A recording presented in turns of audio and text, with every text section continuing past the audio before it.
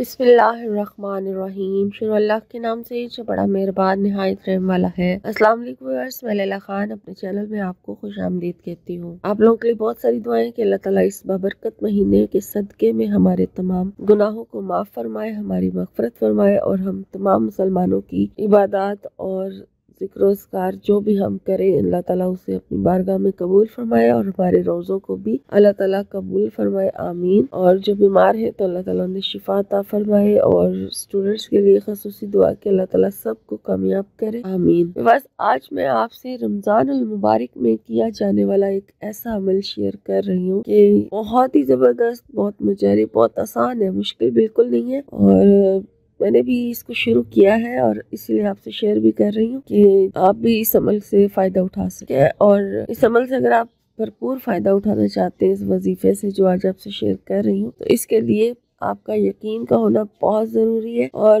के अलावा पूरी तवज्जो के साथ, अकीदत और एहतराम के साथ आपने इस वजीफ़े को करना है, इस अमल को करना है, तभी आपको इसका भरपूर फ़ायदा मिलेगा। और आपने पढ़ना क्या है, आपने कुरान पाक की सबसे पहली सूरह फातिहा पढ़नी है। सूरह फातिहा में अल्लाह ताला ने बहुत सारे फज़ाइल और फ़वाइद रखे हैं। इसको कई नाम भी दिए गए हैं और इसके साथ साथ सूरह फातिहा जो है वो शिफा भी है, दुआ भी है और दवा भी है। यानी कि अगर आप बीमार हैं तो शिफा के तौर पर इसको पढ़ के दम किया जा सकता है शिफा के लिए। ये शिफा बन गई और दवा बन गई।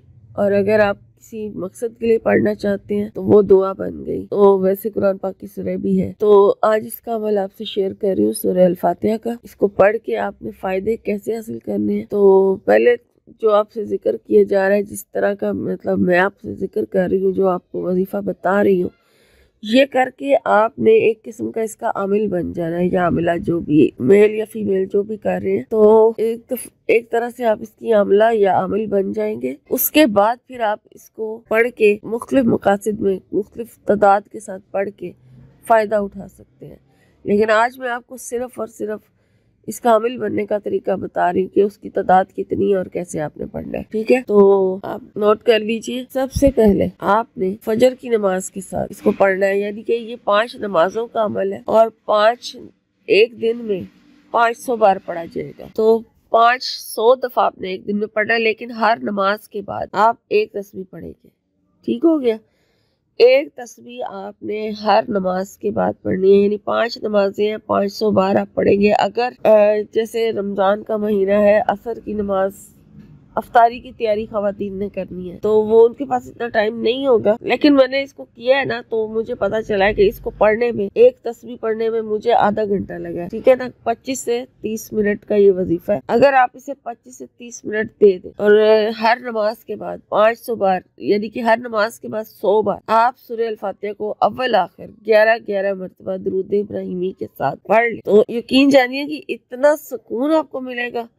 और जो भी आपकी हाजत है, कोई आपका मकसद है, कोई आपकी जो भी चाहते हैं, ख़ास तौर पर स्टूडेंट्स के लिए है कि अगर कोई स्टूडेंट डॉक्टर बन रहा है, इंजीनियर बन रहा है या कोई भी, या हाफ़िज़ कुरान बन रहा है, वो यानी कि जिस चीज़ का भी वो तालिब इल्म है, वो उसमें कामयाबी चाहता है, 100% कामयाबी चाहता है कि वो उसका कोई नंबर कम ना आए या वो मिस ना हो कुछ भी उसका पढ़ाई के वाले से, और वो अच्छे नंबरों से कामयाबी हासिल करे, तो वो इस अमल को ज़रूर करे।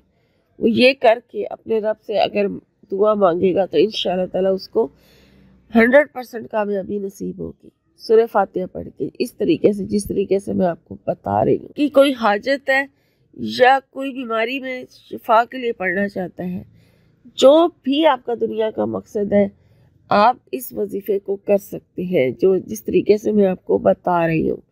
हर मुश्किल में आसानी के लिए, हर हाजत को पूरा करने के लिए, बल्कि एक नहीं कई हाजात इससे पूरी होंगी इंशाल्लाह, आमीन। आपने अव्वल आखिर 11-11 मरतबा दुरूद इब्राहिमी के साथ हर नमाज के बाद एक तस्बीह सूरह अल फातिहा की पढ़नी है। और इस तरह से आपने इसको 14 दिन तक लगातार जारी रखना है, यानी 14 दिन के अंदर आपकी जो तादाद है वो 7000 मरतबा हो जाएगी सूरह अल फातिहा की। इस तरीके से पढ़ने से एक दिन में 500 बार पढ़ना है और लगातार 14 दिन करना है। ख़वातीन ऐसे दिनों का इंतखाब करें, पूरा रमजान है आपके पास, तो आप रमज़ान का महीना है यानी कि, तो आप इसमें 14 दिन का वो इंतखाब करें उन दिनों का जब उनके बीच में नागे के दिन ना आए। ठीक है, तो आप पूरे रमज़ान में कभी भी इस अमल को शुरू कर सकते हैं, लेकिन 14 दिन लगातार करना है, बीच में नागा नहीं आना चाहिए और पाकी की हालत में ही ये अमल होगा, क्योंकि कुरान पाक की सूरह भी है, सूरह फातिहा, तो इसलिए इसको हम नापाकी में ज्यादा नहीं पढ़ सकते। तो आपने 14 दिन लगातार कर लेना है। तो 14 दिन के अंदर अंदर आपकी जो तादाद है, मैंने आपको जो बताया 14 इसकी हो जाएगी, 7,000 हो जाएगी 14 दिन के अंदर। तो 7,000 बार जब आप सूरह फातिहा को पढ़ लेंगे इस तरीके से, उसके बाद फिर आप इसे मुख्तलिफ फायदे उठा सकते हैं। तो वो मैं आपको नेक्स्ट वीडियो में इंशाल्लाह गाइड कर दूंगी, बता दूंगी कि किस मकसद के लिए कितनी तादाद में सूरह फातिहा पढ़ी जाएगी।